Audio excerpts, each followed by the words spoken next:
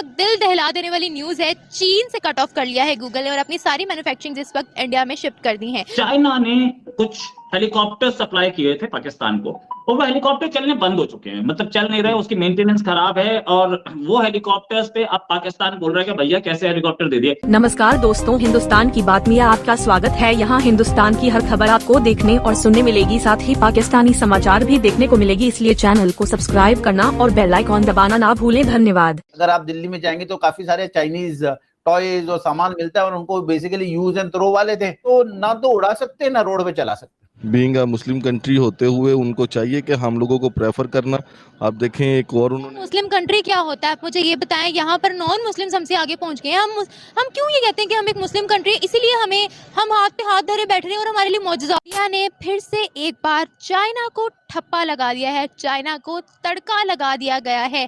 अगर बात की जाए कि इस वक्त इंडिया ने ऐसी कौन सी अचीवमेंट हासिल कर ली है जो चाइना को पीछे छोड़ गई है, तो वो अचीवमेंट ये है कि अगर बात की जाए एप्पल की, तो एप्पल अपने बेसिस जो है, अपने मैन्युफैक्चरिंग प्लांट्स जो है वो चीन को छोड़कर, चीन के साथ कट ऑफ करके इस वक्त इंडिया में शिफ्ट कर रहा है।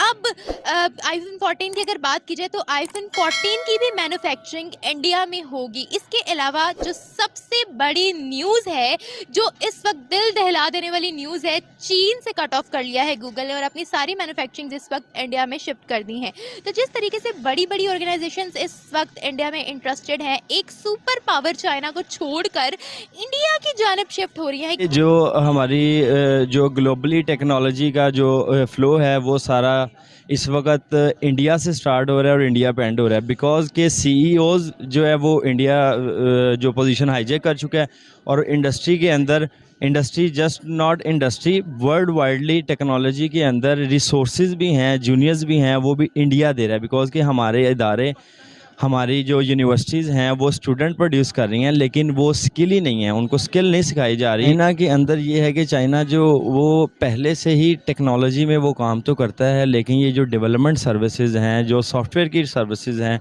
उसके अंदर हमें लोग चाहिए होते हैं कि हमें मैन पावर चाहिए होती है। एज़ ये लेबर काम कर रहे होते हैं तो ये मैन पावर चाहिए होती है। तो इसके अंदर कुछ इस तरह का क्राइटेरिया होता है कि जहाँ पर मैन पावर ज़्यादा अवेलेबल हो, कम कॉस्ट में अवेलेबल हो, उस तरफ को मूव किया जाता है। पाकिस्तान में भी मूव कर सकते हैं। पाकिस्तान में चूँकि हमारे पास डिग्री होल्डर पावर काउंट ज़्यादा है, लेकिन स्किल्ड काउंट कम है। इंडिया मेरे ख्याल से रैपिडली जिस तरह वो ग्रो कर रहा है वो करता जाएगा। अगर आप देखेंगे कि they have started new cities, एक नई सिटीज़ बना रहे हैं। और चाइना की अगर आप हिस्ट्री देखेंगे, आप आई वाज देयर बैक 2019 के अंदर, तो अगर आप शेंजन जैसा शहर देखते हैं, मेरे डैड आज से 35 साल पहले वहाँ पे थे और वो कहते थे कि बीइंग अ मुस्लिम कंट्री होते हुए उनको चाहिए कि हम लोगों को प्रेफर करना। आप देखें एक और उन्होंने मुस्लिम कंट्री क्या होता है, आप मुझे ये बताएं। यहाँ पर नॉन मुस्लिम्स हमसे आगे पहुंच गए हैं। हम क्यों ये कहते हैं कि हम एक मुस्लिम कंट्री, इसीलिए हम हाथ पे हाथ धरे बैठ रहे हैं और हमारे लिए मौजूदात होते रहे। हमारी सोच ऐसी क्यों है कि हम इस वक्त कुछ कर नहीं रहे हैं। पाकिस्तान इस वक्त सैलाब में डूबा हुआ है, इकोनॉमी हमारी डाउन जा रही है। इसमें हम कैसे एक्सपेक्ट कर सकते हैं कि हमें वो लोग प्रेफर करें अपनी इंडस्ट्री के लिए कि मैन्युफैक्चरिंग बेसिस यहाँ पर लाएं। उन्होंने अपना घाटा थोड़ी करना है। नहीं, घाटे की बात नहीं, कुछ ना कुछ जज्बात होते हैं, फीलिंग्स होती हैं, जिनको मद्देनजर रखते हुए इंसान आगे की सोचता है। आप देखें ना, चाइना ने कुछ हेलीकॉप्टर सप्लाई किए थे पाकिस्तान को और वो हेलीकॉप्टर चलने बंद हो चुके हैं, मतलब चल नहीं रहे, उसकी मेंटेनेंस खराब है और वो हेलीकॉप्टर्स पे अब पाकिस्तान बोल रहा है कि भैया कैसे हेलीकॉप्टर दे दिए। हमसे पूछा होता तो हम बताते कि चाइनीज माल चलता नहीं है, लेकिन पता नहीं पाकिस्तान ने हमसे पूछा नहीं। सर, इस पर क्या कहना चाहेंगे? मतलब कितना डिफेंस का सामान वो खरीदे इतना महंगा और वो भी चले ना, तो क्या फायदा उसका?